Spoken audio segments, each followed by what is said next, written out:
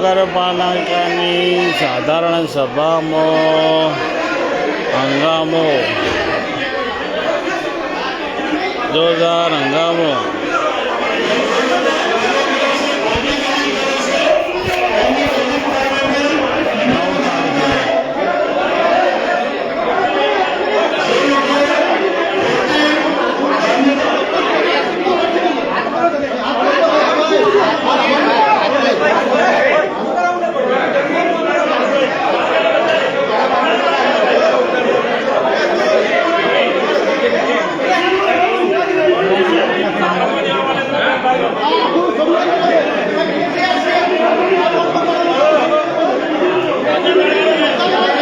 ઉપર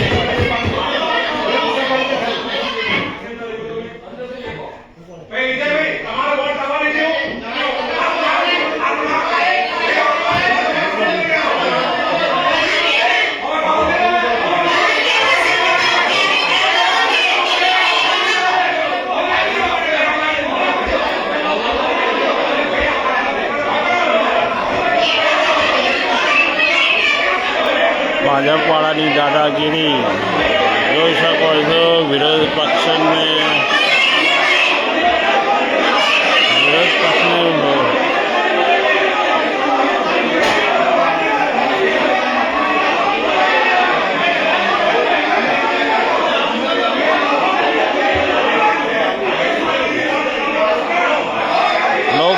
લોકશાહીનું આનંદ.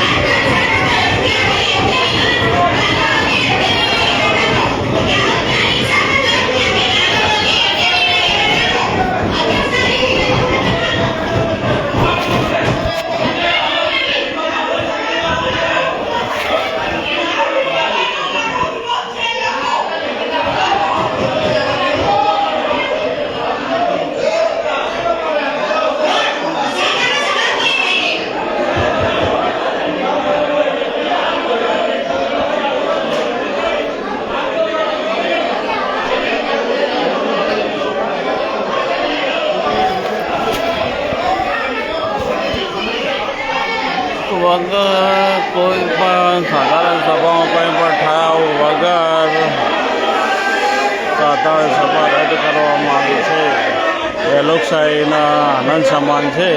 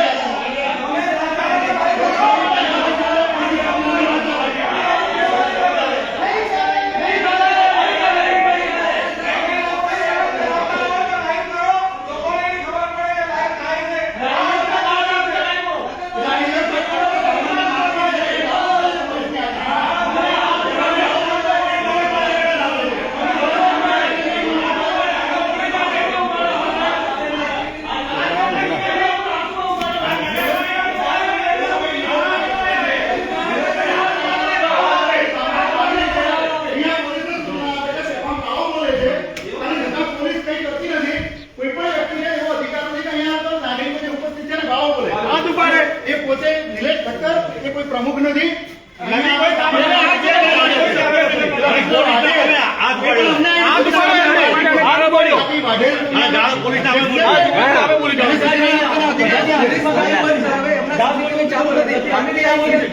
એના માટે આ બધું શું છુપાવવા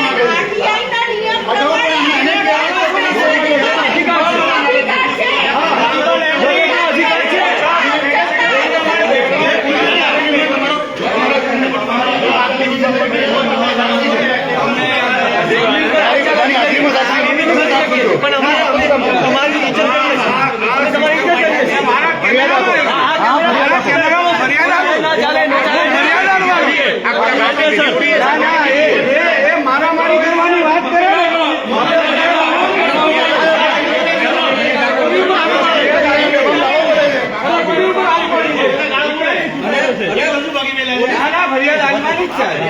પોલીસ મદદગારી કરે છે. પોલીસની હાજરીમાં હાથાપાઈ કરી છે. પોલીસની હાજરીમાં હાથાપાઈ કરી છે. પોલીસે કાયદાનું શાસનનું પાલન કરાવવા માટે છે. કોઈના શાસનનું પાલન કરાવવાની કાયદાનું શાસન છે. ભારત માતા કી જય. नहीं चलेगी, नहीं चलेगी, नहीं चलेगी, तानाशाही नहीं चलेगी, नहीं चलेगी, नहीं चलेगी, नहीं चलेगी, नहीं चलेगी, नहीं चलेगी, तानाशाही नहीं चलेगी, नहीं चलेगी,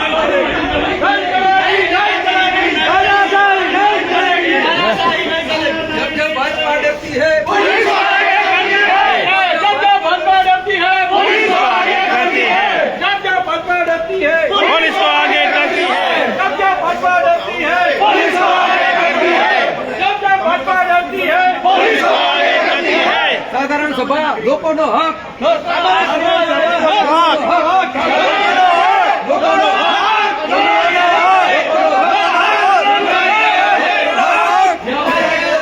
नहीं चलेगी, नहीं चलेगी, भाजपा से नहीं चलेगी, नहीं चलेगी, नहीं चलेगी, नहीं चलेगी, नहीं चलेगी, नहीं चलेगी, नहीं चलेगी, नहीं चलेगी, नहीं चलेगी, नहीं चलेगी, नहीं चलेगी, नहीं चलेगी, गुंडागिर्दी नहीं चलेगी, गुंडागिर्दी नहीं चलेगी, गुंडागिर्दी नहीं चलेगी, नहीं चलेगी. जब जब भाजपा डरती है पुलिस को आगे करती है, जब जब भाजपा डरती है पुलिस को आगे करती है, जब जब भाजपा डरती है पुलिस को आगे करती है, जब जब भाजपा डरती है पुलिस को आगे करती है, जब जब भाजपा डरती है पुलिस को आगे करती है.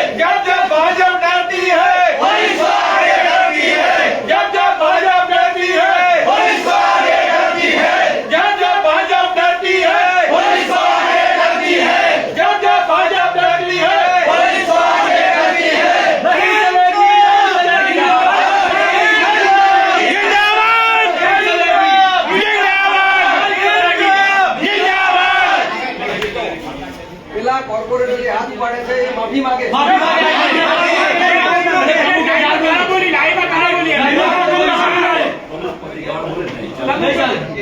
પ્રમુખપતિ ગાળ બોલે પ્રમુખપતિ ગાળ બોલે પ્રમુખપતિ ગાળ બોલે પ્રમુખપતિ ગાળ બોલે પ્રમુખપતિ ગાળ બોલે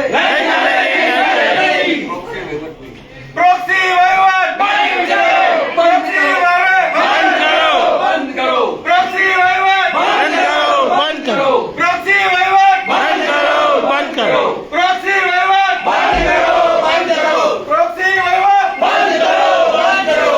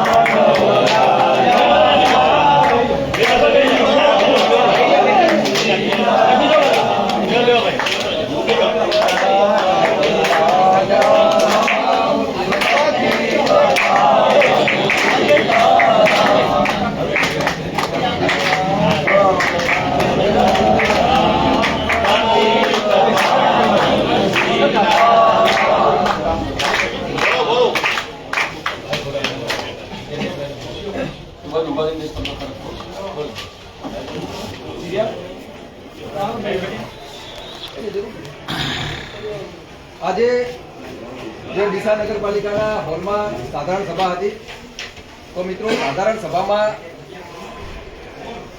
ગામનો દેશનો કોઈ પણ નાગરિક બેસી શકે અને નાગરિકોના ટેક્સના પૈસા નગરપાલિકાની ચૂંટાયેલી બોડી ક્યાં વાપરે છે, પ્રમુખ શું નિર્ણય લે છે, એ બધું જોવાનો સાંભળવાનો અધિકાર છે અને એ કાયદાકીય અધિકાર છે, બંધારણીય અધિકાર છે. ત્યાં ગત સાધારણ સભામાં કોઈ કાર્યવાહી થયેલી નહીં. એ બાબતે માહિતી અધિકારીને આપણે માહિતી માંગી તો માહિતી અધિકારમાં એમના સીસીટીવી ફૂટેજ આપતા નથી, મિનિટ્સ ઓફ મીટિંગ આપતા નથી, શું વોટિંગ થયા એની કોઈ વાત નથી. માત્ર ને માત્ર થોડા સમયમાં જ આવી જ રીતે 10-12 મિનિટમાં સભા આટોપી લેવાની. ત્યારબાદ 18 પાનાનું પ્રોસિડિંગ આપણને મળે. 18 પાનાનું પ્રોસિડિંગ અને 18 મિનિટ સભા ના ચાલે. વિપક્ષના સદસ્યોને બોલવા દેવામાં ના આવે. અધ્યક્ષ સ્થાને પ્રમુખ હોય એમનું કોઈ સાંભળે નહીં અને એમના આજુબાજુના કોર્પોરેટર આજે તો વિજયભાઈનો મોબાઈલ પણ છીનવી લીધો, જગદીશભાઈને કોલર પકડી લીધો અને મહિલાપતિ ગાળ પણ બોલાવ્યું પણ અને તો હાથ ઉપાડ્યો એ પણ પોલીસની હાજરીમાં. પોલીસ લોકોના ગાડી બંધ કરાવવા જાય છે તો આ પુરાવાનો નાશ કરવાનો છે તમારે.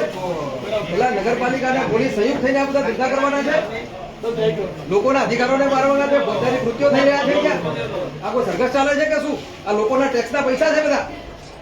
અને આ રીતે અહીંયા દમનગીરી વિપક્ષના કોર્પોરેટરમાં મોબાઈલ લઈ લેવો, કોઈના ઉપર હાથ ઉપાડવો, કોઈના ઉપર ગાળાગાળી કરવી, આ બધા ધંધા ચાલે છે અહીંયા. બરાબર. તો આ બાબતે ફોજદારી ફરિયાદ નોંધાવી જોઈએ. જે કોઈ કાઉન્સિલરે આ કર્યું છે તેમના પર ફોજદારી ફરિયાદ નોંધાવી જોઈએ.